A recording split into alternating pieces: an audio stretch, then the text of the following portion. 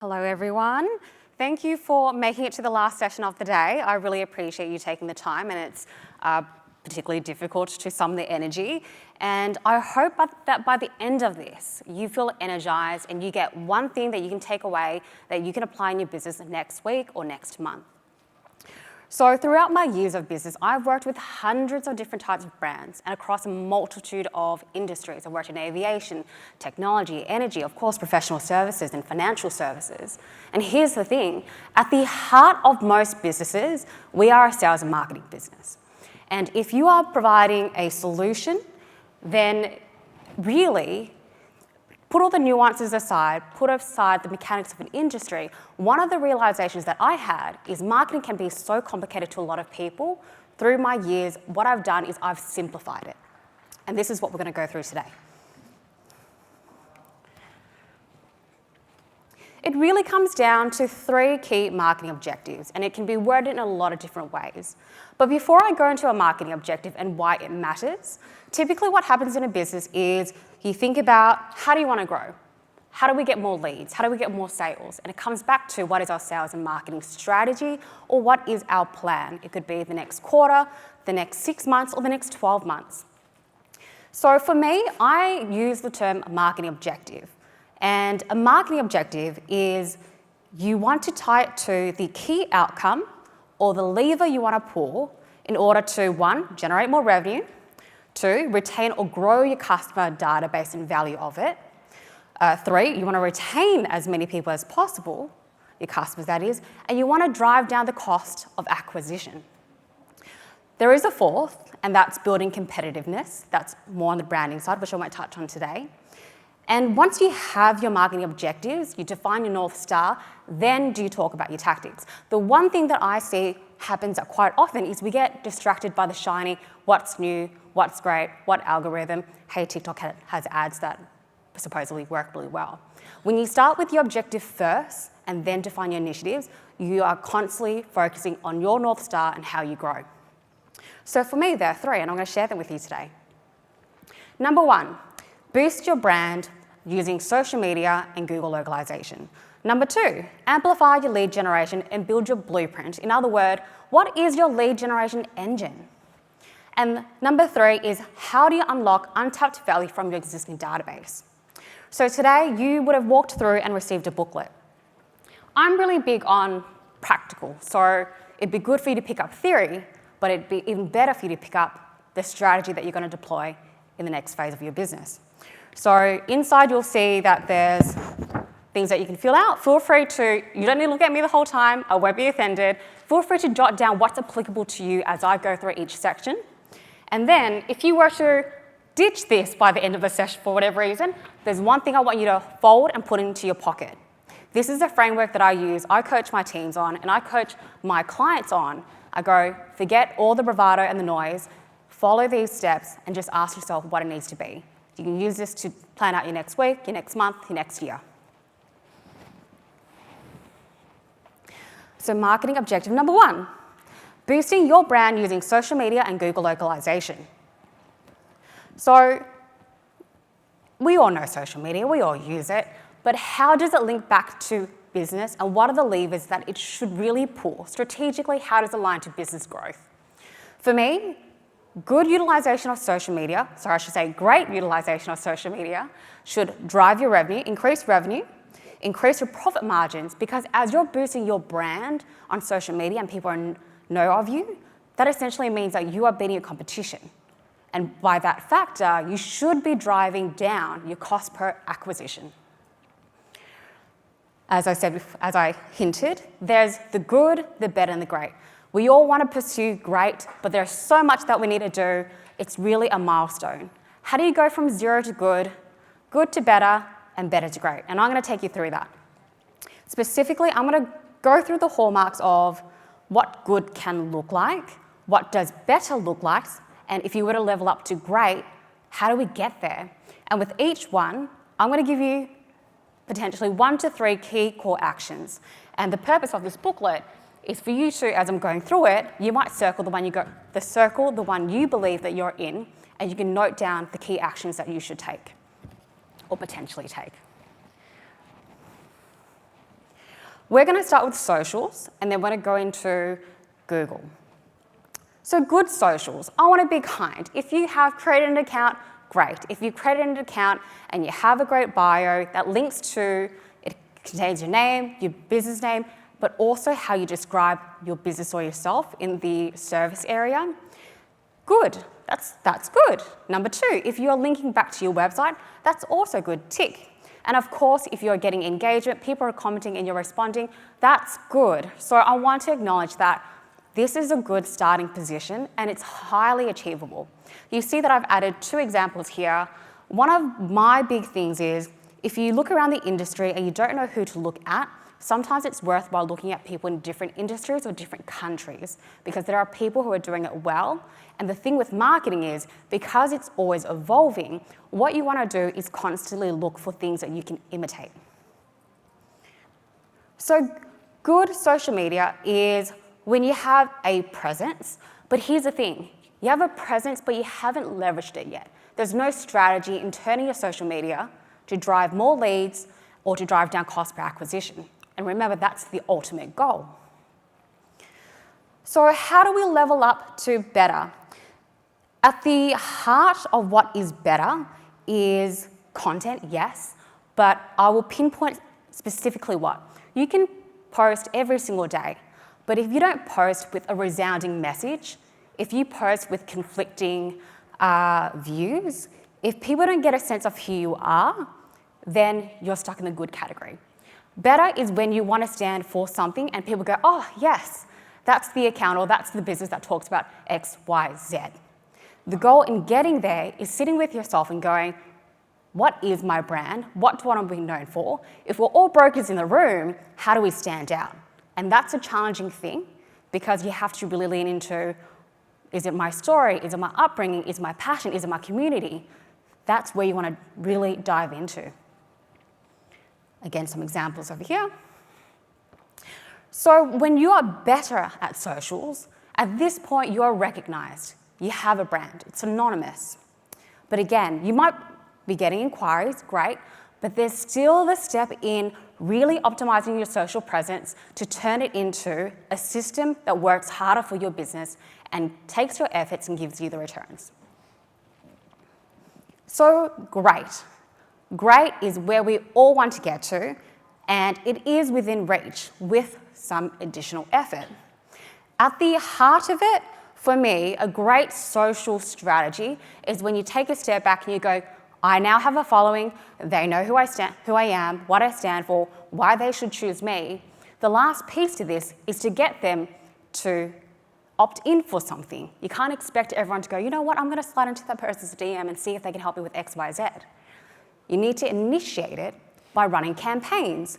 This is where you might say, hey, we're heading into a particular time of the year, and I think it'd be great to offer X. Why don't I talk about X on my social media platform and simply follow it up with, if you're interested, send me a DM. If you're interested, click on the link in my bio. And that in itself is the way where you go. You build up a community. Now, what are you going to do to monetize it? So, as I mentioned earlier, good, better, great. We have an idea of what each means and how it stands out from each one. What do you need to do? If you are at ground zero, the great news is the only place to go is up. So how do you go from 0 to good? Start, create an account, maybe just pick one if you're overwhelmed. It could be Instagram or LinkedIn or Facebook. For the sake of this exercise, the best thing to do is get momentum and just start. So maybe Instagram could be it for you. And then from there, what you want to do is kickstart content. It doesn't matter, don't need to be over strategic, don't worry about perfecting, get something up. And it could be about what you do in your business. And if you do have a website in place, my tactic is you look at your website, you slice in a few ways, you talk to the camera with a few slices, and that in itself can be a few pieces of content. Initiate basic engagement. Social media is called social for a reason. It's not a broadcast, it's a way for us to talk to each other. So if you're on social media, follow a few people, talk to them as well. People forget and they're so bound by, I need to create content. But we forget about engaging, following, commenting, These are things that you should be doing. How do you get from good to better? Look at what's worked for you and others. I mentioned earlier that you don't always have to be the innovator in every scenario. With social media, there are so many people who are doing it great in this industry, in other industries, and you can replicate what they're doing and put your spin on it. Number 2, write what you want to be known for. In other words, what's your brand? I want to be known as a XYZ. From that, what are the things that you should be talking about on your social media? And the challenging thing I find with social media sometimes is branding, especially. Who are we? It's a hard question to answer, and branding is a complex one too. The best thing to do with social is just talk and don't watch it again. And then tomorrow post something else and don't watch that. And eventually what you're doing is you're putting content out there and people are coming on the journey with you. And over time, you're going to get better and better at it. But we can't go from great from ground zero. And number 3, you're going to come up with content ideas and test what's worked from other creators across different industries. Now, how do we get to great? You want to come up with your offers. This might be something that you do monthly, where you sit down and you go, what is it that I can offer right now? Do I offer something along the lines of a free discovery, a free review, or do I offer something that has financial ties to it? There's an opportunity for you to sit down and go, let's list out everything that we can do and that we can obviously afford, and let's pick one thing that we think will work. Then you're going to go create your content. It might be using Canva, or you might have a graphic design team, or you might just pop the phone up, get a tripod from Amazon, and record yourself talking. And the third thing to this is you want to systemize how you capture and nurture these leads. So the first time you use your social media to generate DMs, you can probably manually handle them. But at a certain point, an engine is when you turn it on and it works. And you don't want to put yourself too much work at all hours of the day when you have other priorities too. So there is a point where you can actually take certain technologies, certain automation tools where you go, great, this person's DM, this person's inquired. Then I'm going to get them, when I shoot them an email that says X, and then they're going to be booked in for a call for Y. All right, Google. So, Google's a good one. Social media gives you exposure to a really big range of people.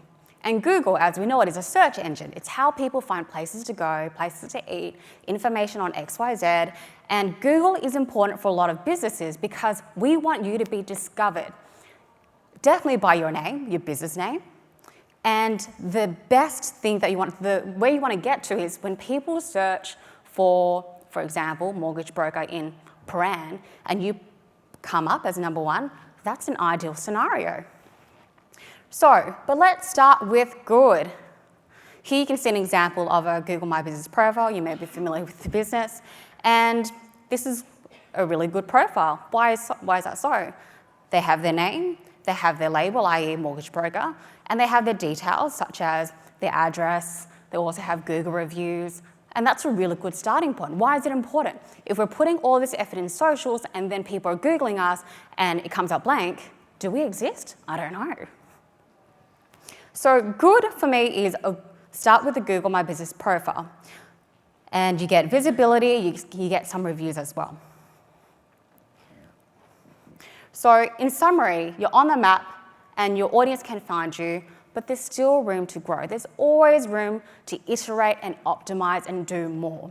So what does that look like and what does better look like? So there are 2 parts here, all in the realm of Google. One part is your Google My Business profile, and the other part is how do you make Google like you and show you more often.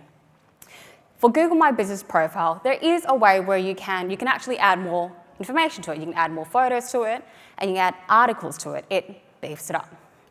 But it also gives Google more artifacts of you as a business, which makes it easier for them to put you front and center when people are searching for certain terms.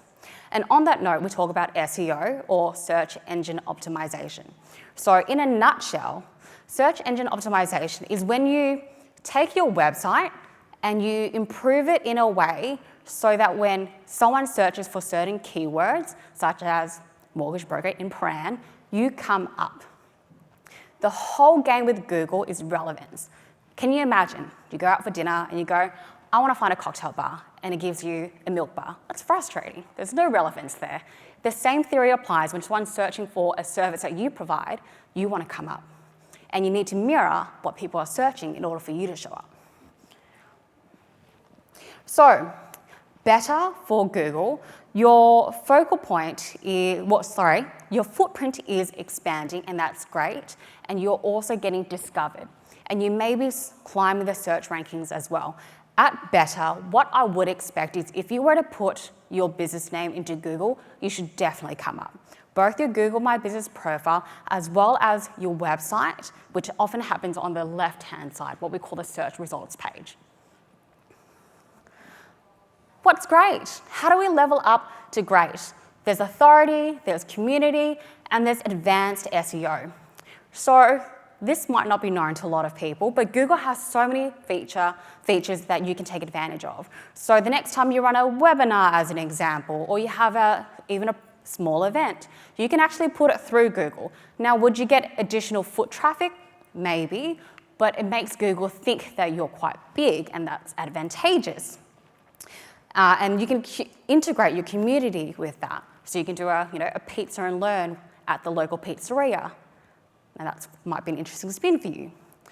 When it comes to advanced SEO, so if you're at a point where you are already investing in SEO and you want to really dial it up because you are seeing good results, this part here is all about saying, okay, great. We're now discoverable as our brand name, ABC Mortgage Broker. We now also want to be discovered for, how can I refinance I need help investing in my next whatever it is. So what are the next few keywords or several keywords that you want to appear for? That's the way to think about advanced SEO. It's when you want to show up for even more keywords that people are searching for. So, great for Google is when you are the go-to. You're the go-to in your community and your target audience, and your website shows up. Okay, so how do we launch to good? The great thing is AFG has done a lot of the work already. So AFG facilitates in getting your Google My Business up, as well as in how you get your Google review. So if you haven't subscribed to that yet, it's a great starting point. And in addition to that, if you do want to invest in SEO or look into that, the first step is to potentially engage someone who is an expert in that area, and they can help demystify a lot of it. And it's in deciding on the keywords you want to bid for and understanding how much budget you need to put aside. How do we level up to better? What are the 3 core actions here? So we talked about Google My Business and bulking that up. One of my tips and tricks is if you're already posting to socials, you can just pop that across to Google My Business as well. If you have blogs on your website, you can pop that across to Google as well. There's benefit in that. Number 2 is look at implementing on-page SEO and with local focus content. Again, engage an expert to help you with this. And start using Google Posts within your Google My Business. Now, how do we launch to great? Great is doing a deep dive into advanced SEO strategies. I won't go into the detail. I think sometimes it's best just to tell you what to do and who to talk to, because I think that's helpful. Number 2 is you can launch localized Google ads to complement your organic efforts, and that ties into the next objective. And number 3 is about monitoring and refining your strategy. How are we all doing?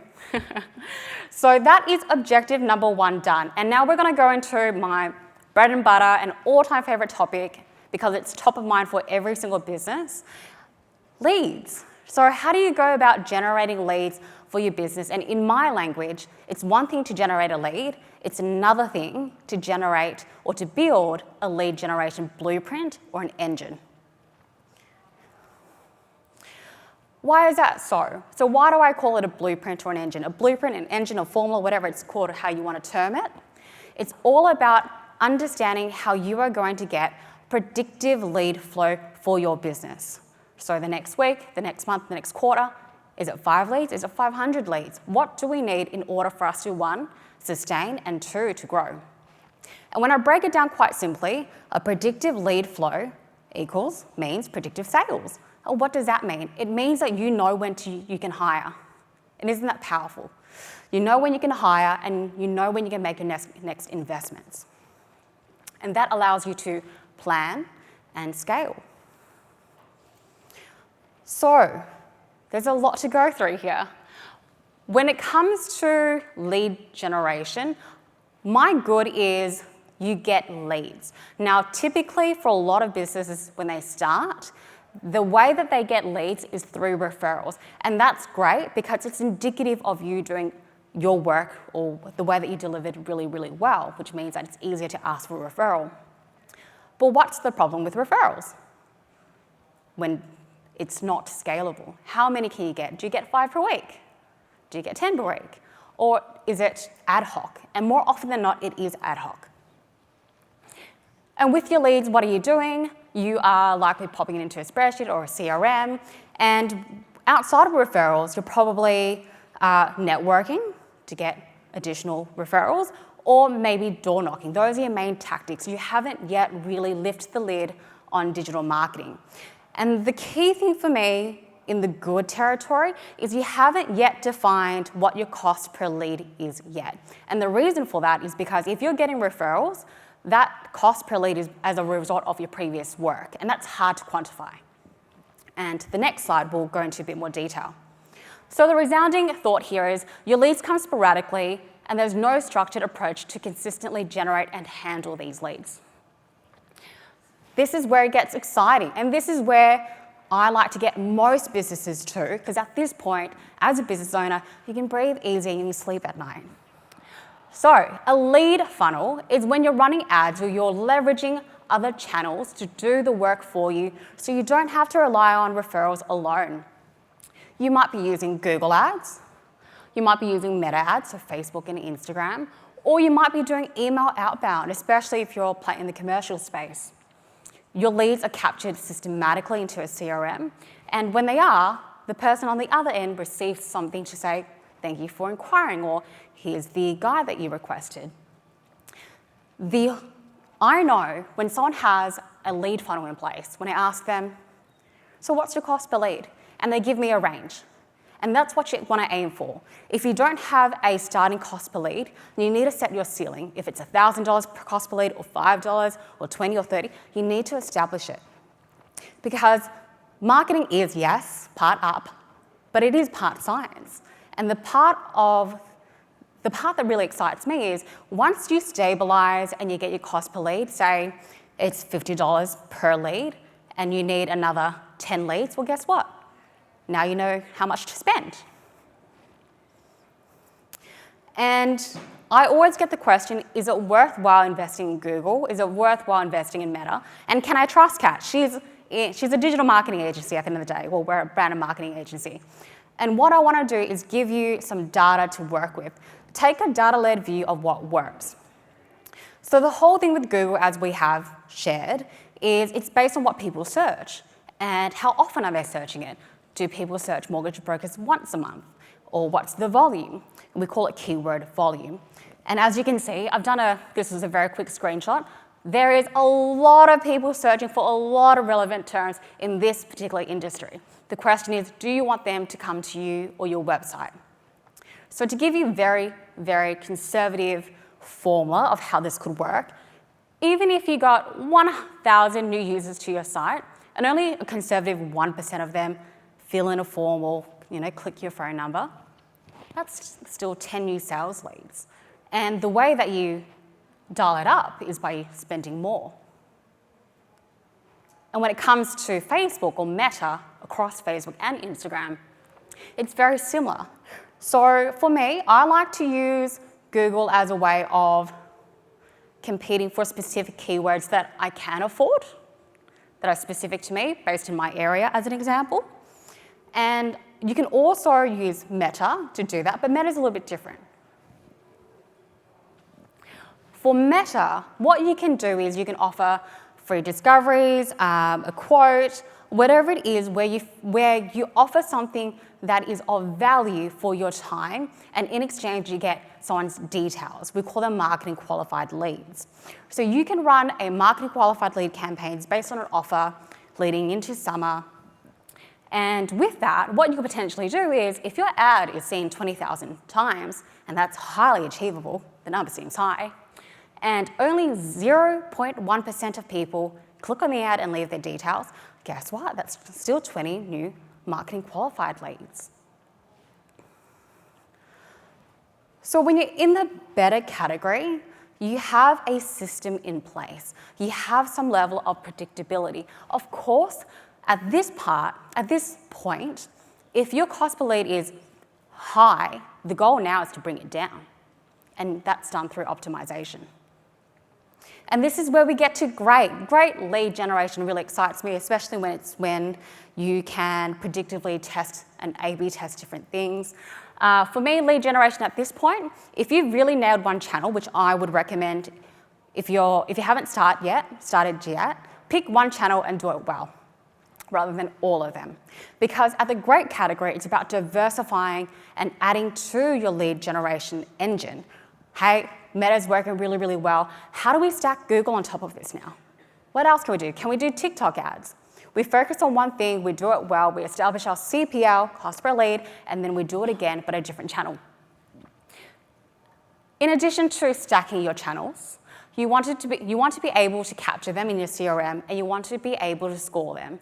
So if you have 100 new marketing qualified leads or 100 sales qualified leads, who do you call first? At this point, you want that data to help you prioritize the hot ones. And of course, you have a CRM. And at this point, when it comes to your metrics, we know our cost per lead for a marketing qualified lead, and we know our cost per lead for a sales lead. The game here now is, how do we continue to drive that down? Do we need to improve our ads? Do we need to improve our website? Do we need to improve our sales approach? At this point, you can really drill it down to, how do we get that 1% better in the different areas of our funnel?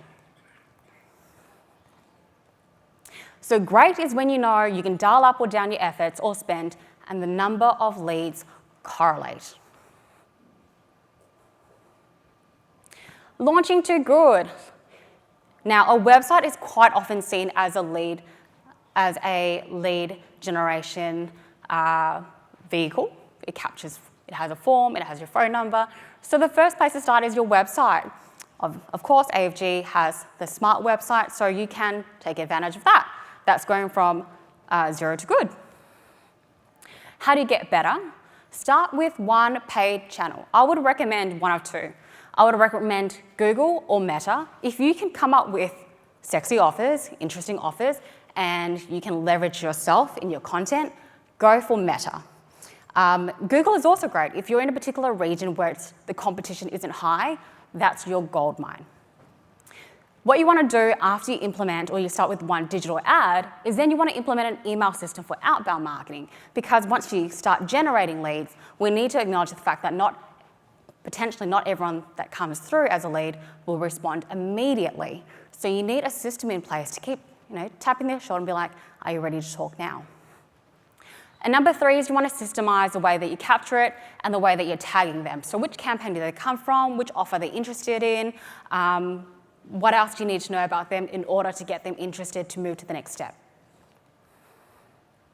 And launching from good to better to great, before you diversify, do check that you've truly saturated your efforts.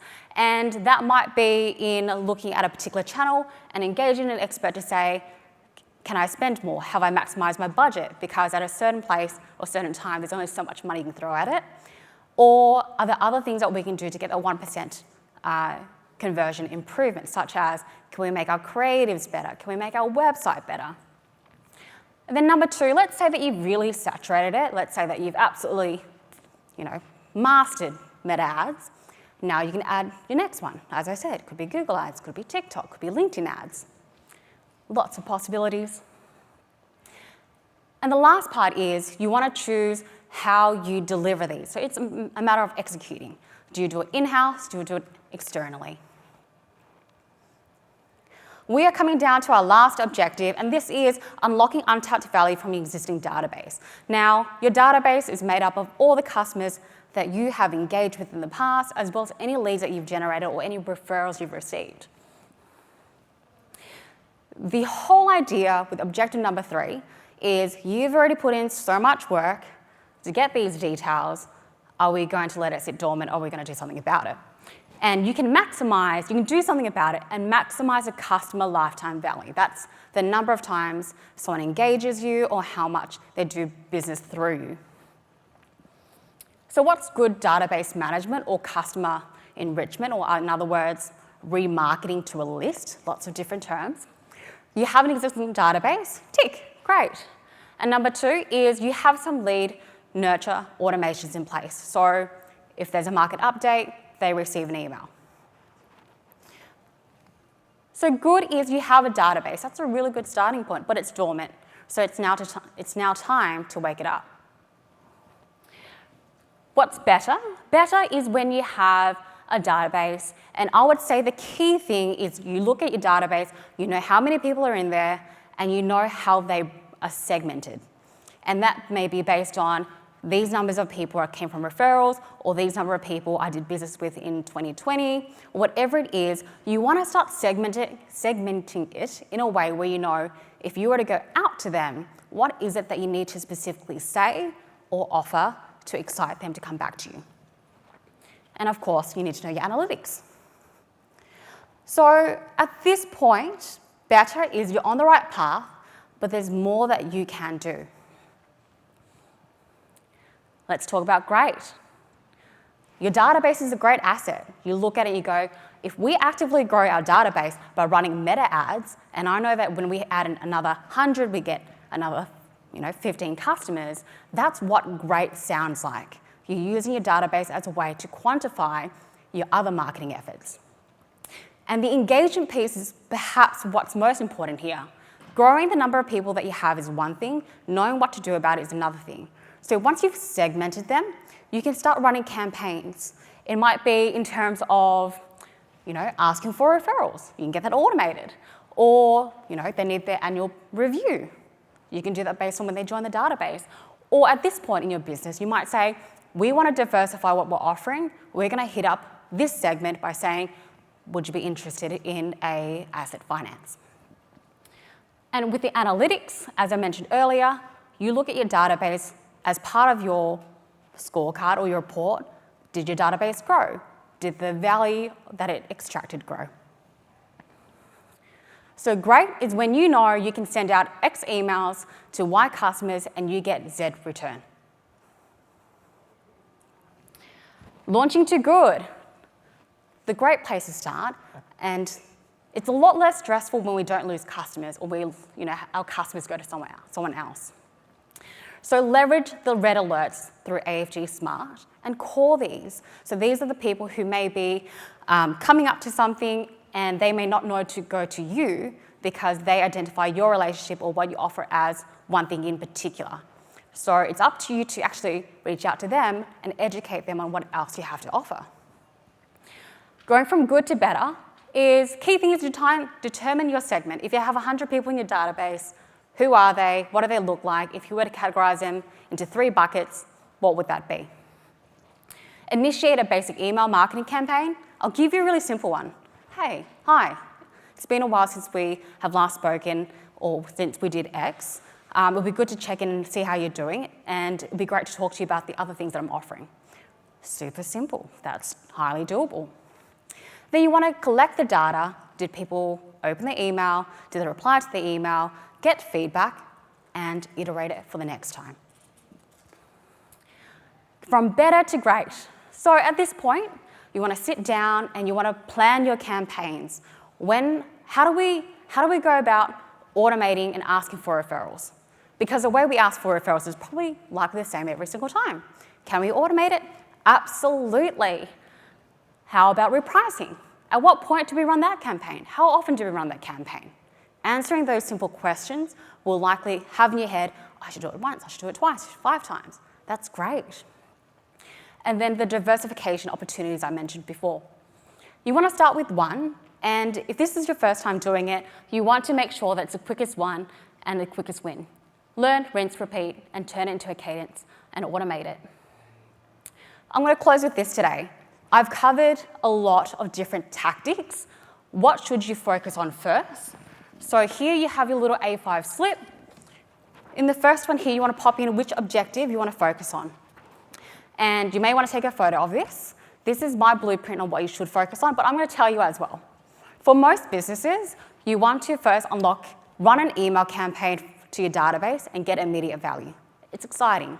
Number two is then you want to look at your lead generation engine, and then I would focus on your brand, your boosting your brand using social media last. The reason why is it's exciting, but it's hard work and it's a long-term game. Get your quick wins first, and then play the long game. Thank you very much. My name is Kat Nguyen. You can find me on LinkedIn. My last thing is you don't have to do it alone. If you do have any questions, feel free to reach out. I am so happy to help. Thank you, everyone.